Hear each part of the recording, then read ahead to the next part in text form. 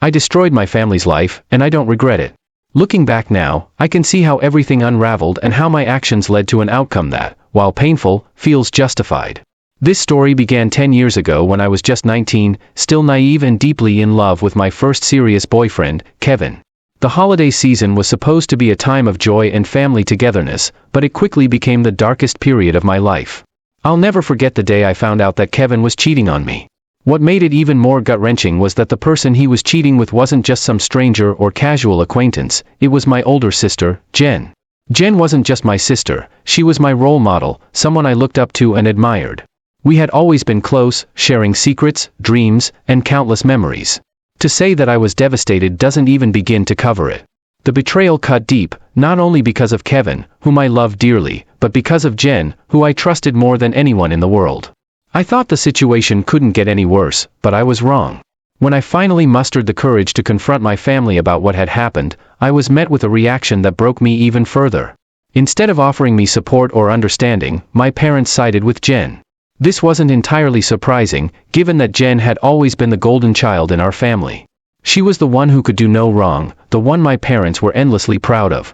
However, I never expected their favoritism to be so blatant, so cruel.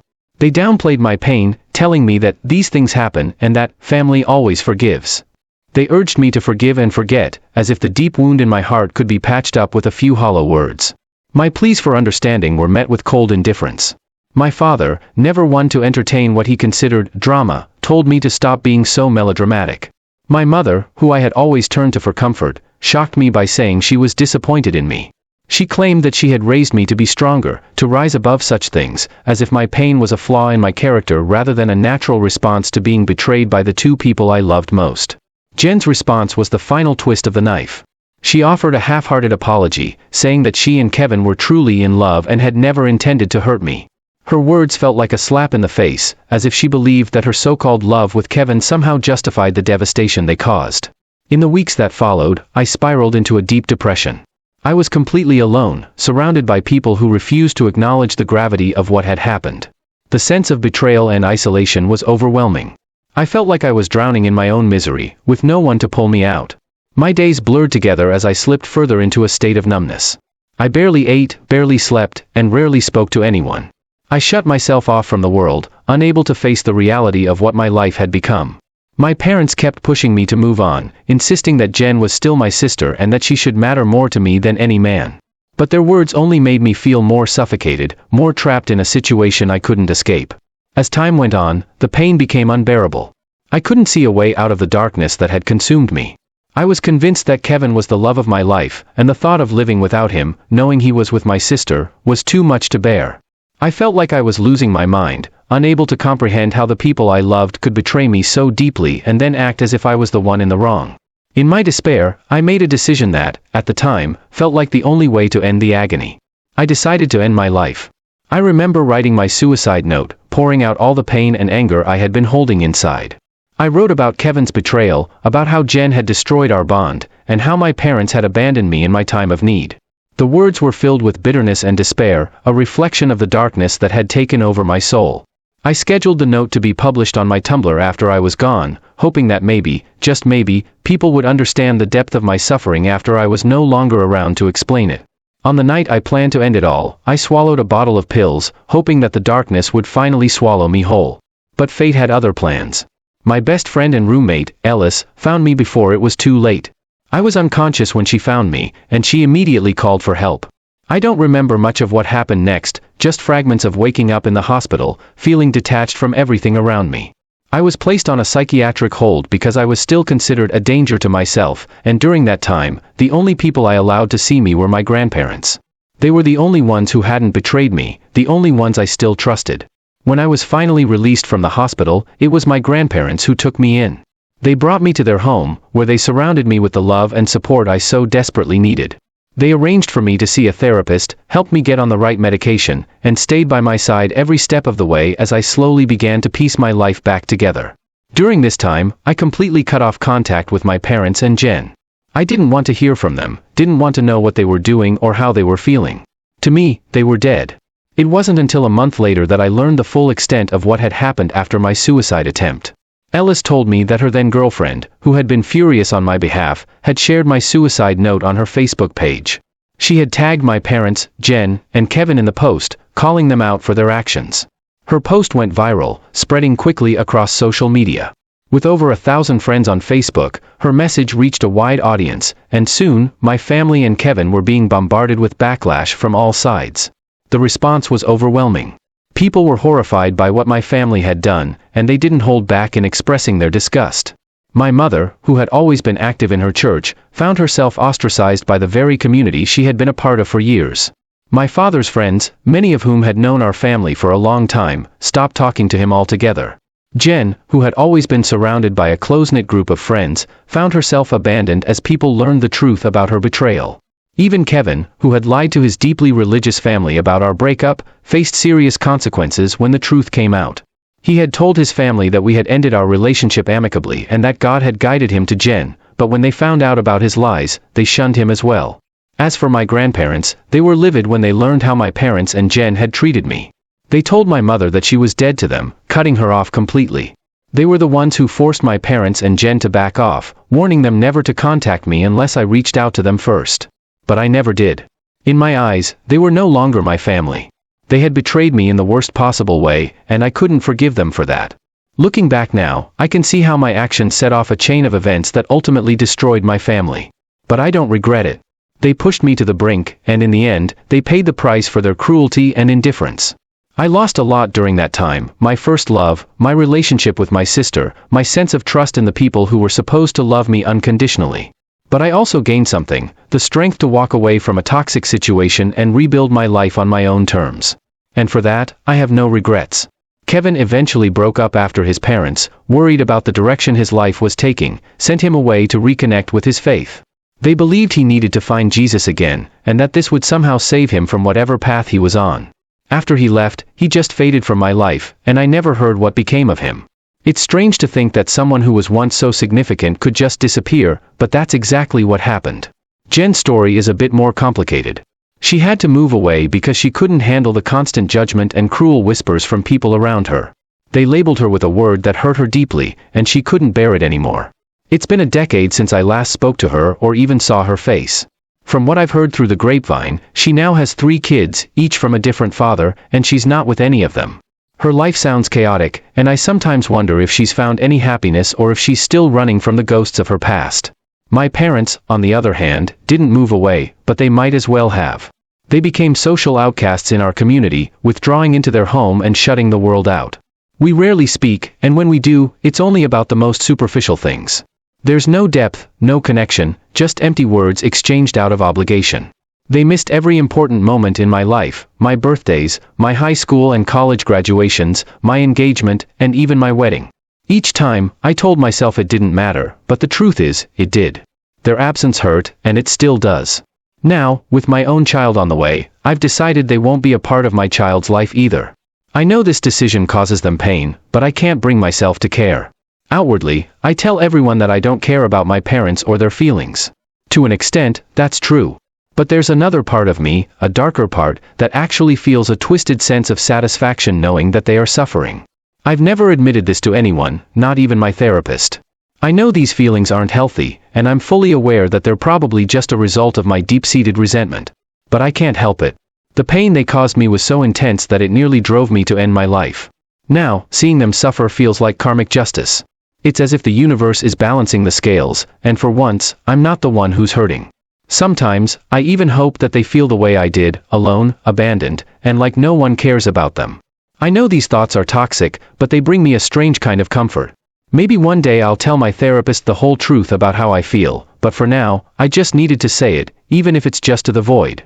When I shared a bit of my story online, people responded in different ways. Some said that if cutting my parents out of my life helped me regain my sanity, then it was the right choice. They encouraged me to spend as much time as possible with my grandparents, who have always been loving and supportive. That's one thing I can agree with completely: my grandparents have been my lifeline. They've been there for every milestone, from my first steps to my wedding day. I'm incredibly fortunate to have them in my corner, and I cherish every moment I spend with them. Other people pointed out that I didn't ruin my family's life, they did that to themselves. It's true. My parents never believed that I had the power to shake up their perfectly constructed world. But when I walked away from them, it shattered their illusions. Now, they're the ones dealing with the fallout of their actions, while I'm on a better path. I'm genuinely happier than I've ever been, even though there's still a small part of me that wonders if it was all worth it. One commenter suggested that my parents and sister never expected me to have the strength to disrupt their lives so profoundly. They chose the path of least resistance, thinking I would just go along with their expectations. But when I didn't, it threw them off balance. Now, they're the ones living with the consequences of their lies and poor decisions. As the saying goes, the best revenge is living well, and that's exactly what I'm doing. I'm building a life that makes me happy, regardless of what they think or feel. But this story has another chapter. My sister, Jess, is now in a relationship with my ex-fiancé, John, and it's abusive. I know what's happening, but I don't care. I won't be helping her.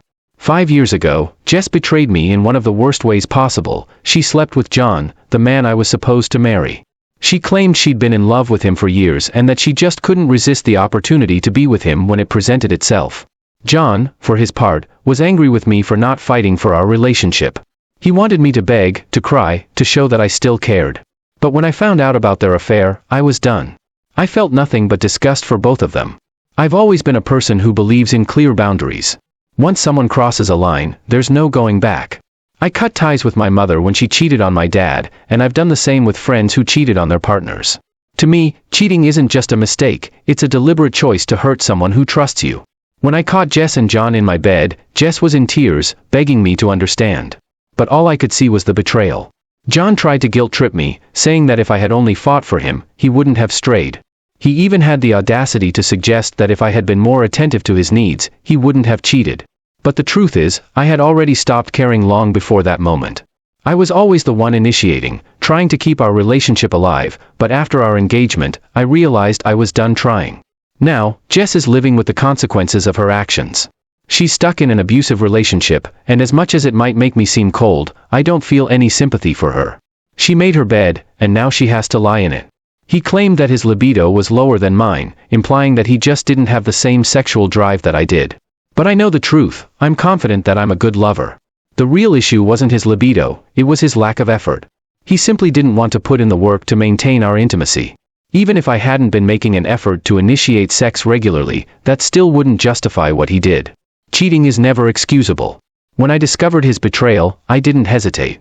I threw them both out, him and my sister. I packed up my belongings and systematically began dismantling the life we had built together. I canceled everything we had planned, except for the honeymoon, and even managed to secure refunds for most of it. But that wasn't all. I contacted John's family and informed them of his infidelity. I knew that they adored him, especially his doting father and grandmother, who believed he could do no wrong. They wouldn't have accepted the truth without solid evidence, so I made sure they saw the security footage that showed John having sex with my sister right in our living room. The affair had been going on for a while, and the footage dated back to the day he moved in. John must have forgotten that I had security cameras installed inside the house, a mistake that cost him dearly. Was it petty to show his family the video? Absolutely. But I needed them to see the truth, to prevent them from harassing my family as they had done to others who had dared to speak against John. After evicting John, I took the next step in reclaiming my life. I had a real estate agent sell my condo, and with that chapter of my life closed, I decided to turn what would have been our honeymoon into a solo trip. It was my way of celebrating my newfound freedom, my "thank God I'm free" trip. When I returned from that trip, I moved to a new place, far away from the memories that had haunted me.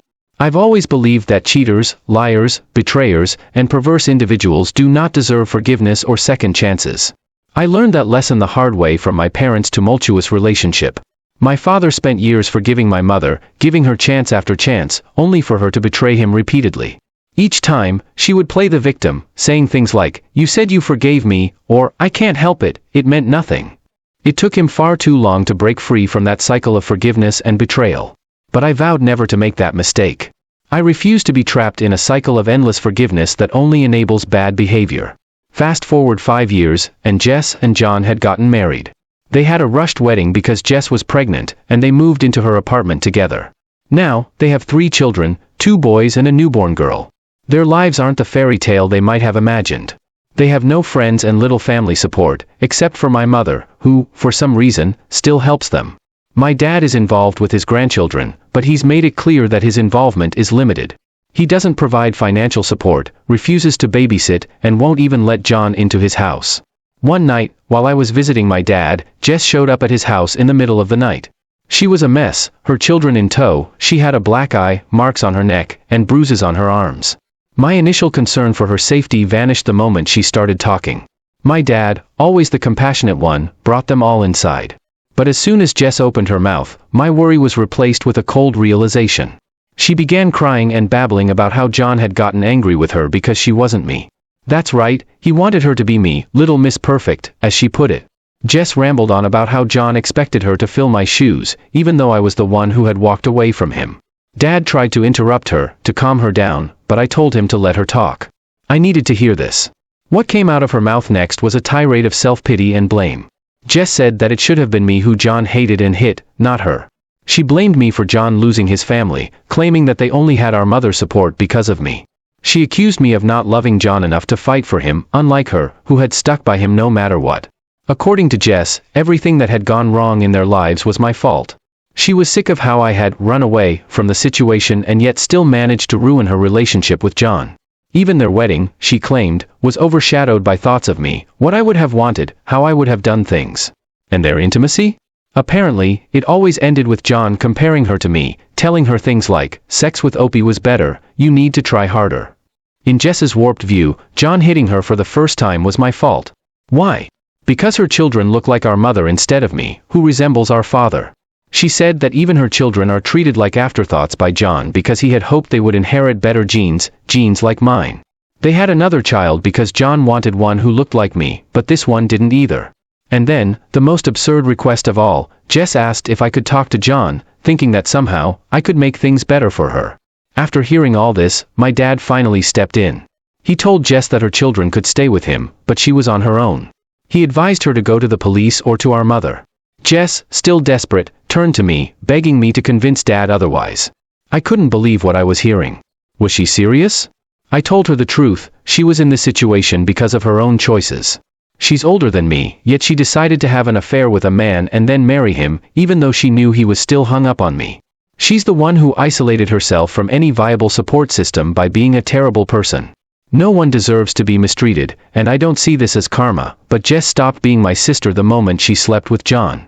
Someone who truly loves you would never show such blatant hatred and disregard for your feelings. That applies to both Jess and John. Isn't it ironic, though, how once they got what they wanted, a relationship, marriage, children, it all fell apart? A relationship that begins as an affair is never truly healthy. They might stay together, but it's rare for such a union to be anything close to a soulmate connection.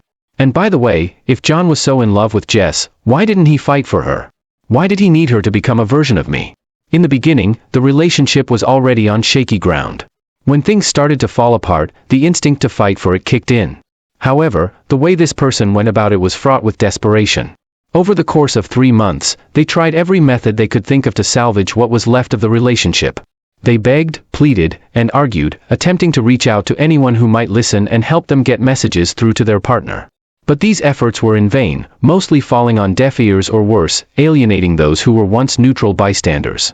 These bystanders, who had no stake in the relationship, were drawn into a messy situation that they wanted no part of. The reality is that trying to save a relationship through force or desperation often does more harm than good. Ultimately, they learned that when a relationship is broken, the best course of action is to either genuinely work to repair it or to end it with dignity. If you choose the latter, at least you can part ways with some level of mutual respect, maintaining the possibility of being cordial in the future. Reflecting on the past, it becomes clear that the person who left was searching for something, or someone, else. When they found it, the narrator sarcastically congratulates them, though it's clear that this new relationship is far from a prize. The tone is bitter and resigned, acknowledging that the other person now has to deal with the consequences of their choices. The narrator refuses to take on the responsibility of cleaning up the mess left behind. They reference an old saying, she made her bed, now she has to lie in it, to emphasize that the person who left must now live with the consequences of their actions. The story then shifts to a deeply personal and painful family drama that has unfolded over more than a decade. The narrator's mother began an affair with a married man named Bruce over 10 years ago. This affair had devastating consequences for the family. When the narrator's father discovered the affair, he left the mother, breaking up their family. Despite this, the mother chose to stay with Bruce, clinging to his repeated promises that he would soon divorce his wife and they would be together openly. But as the years went by, it became evident that Bruce had no intention of leaving his wife.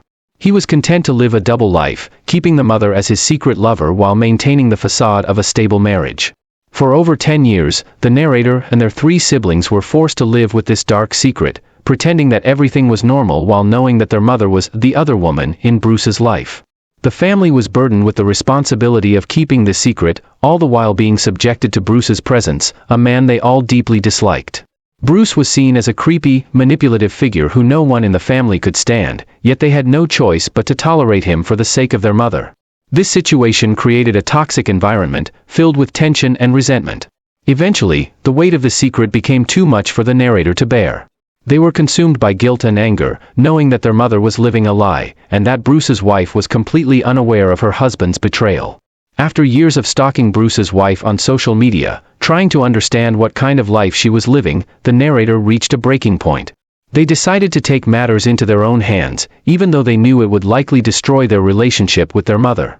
The narrator anonymously contacted some of Bruce's wife's friends and acquaintances, revealing the truth about the affair. The intention was to expose Bruce's deceit and, in doing so, free their family from the burden of the secret. Bruce's wife, a woman who had been in the dark for all these years, responded to the anonymous emails. She was shocked and heartbroken by the revelation but also deeply grateful for the truth. She reached out to the narrator, and they had a long, emotional conversation that lasted nearly 3 hours. During this conversation, the narrator revealed everything they knew about the affair, answering all of the wife's questions with brutal honesty. The wife, who had been married to Bruce for 30 years, had no idea that her husband was leading a double life. Her world was shattered, but she appreciated the narrator's courage in coming forward. She confided in the narrator that she intended to divorce Bruce as soon as she could secure her financial stability. As the conversation unfolded, the narrator realized that by exposing the affair, they were effectively severing their relationship with their mother. They knew that once Bruce's wife confronted him, it wouldn't take long for the truth to come out, and their mother would realize that the narrator was behind the revelation. The next day, as expected, the narrator was completely cut off from their mother. The reaction from the rest of the family was swift and harsh. The narrator was inundated with messages of disdain from family members who sided with the mother. They were accused of betrayal and were ostracized by the very people they had grown up with. The narrator was stunned and hurt by the family's response, as they had only tried to do what they believed was right. Despite feeling moments of regret for the chaos they had caused, the narrator stands by their decision, knowing that they only sped up what was inevitable. The affair had been a ticking time bomb, and it was only a matter of time before it exploded. However, the outcome was far from what the narrator had hoped for. Instead of freeing their family from Bruce's toxic presence, they inadvertently pushed their mother and Bruce closer together. Not only are Bruce and their mother now planning to get married, but the narrator's siblings also chose to side with their mother and have cut off all contact with the narrator. The betrayal by their siblings is particularly painful, as the narrator had acted with the hope of protecting them from Bruce, whom they all despised. The narrator reflects on the immense weight this situation has placed on them. For over 10 years, they carried the burden of their mother's secret, hoping that one day things would change for the better. But now, because of their actions, that burden has only grown heavier. The narrator is haunted by the knowledge that they have lost their family because they chose to tell the truth. Despite the overwhelming sense of loss and isolation, the narrator finds some solace in the supportive comments they have received from others who understand their situation. These comments have provided a small measure of comfort, helping them to cope with the harsh reality they now face. The narrator explains that the real reason their mother and siblings are so angry isn't just the exposure of the affair, but the financial implications that Bruce now faces. Bruce stands to lose a significant amount of money in the divorce, including possibly paying lifetime alimony to his wife, as they have been married for over 30 years. Additionally, any money Bruce spent on the mother and her family during the affair could be considered marital property, which his wife is entitled to half of. This financial fallout is likely what has fueled the anger and resentment from the mother and siblings. The narrator, the eldest child, has 2 young children of their own, who have also been cast aside by their grandmother in favor of Bruce. The mother's choice to prioritize her relationship with Bruce over her own children and grandchildren is a source of deep pain for the narrator. Despite everything, the narrator has maintained contact with Bruce's wife, who has been kind and supportive throughout the ordeal. They have spent a considerable amount of time gathering evidence to help Bruce's wife secure a fair divorce settlement. This ongoing assistance has only further infuriated Bruce and the mother, who have accused the narrator of harassing the wife.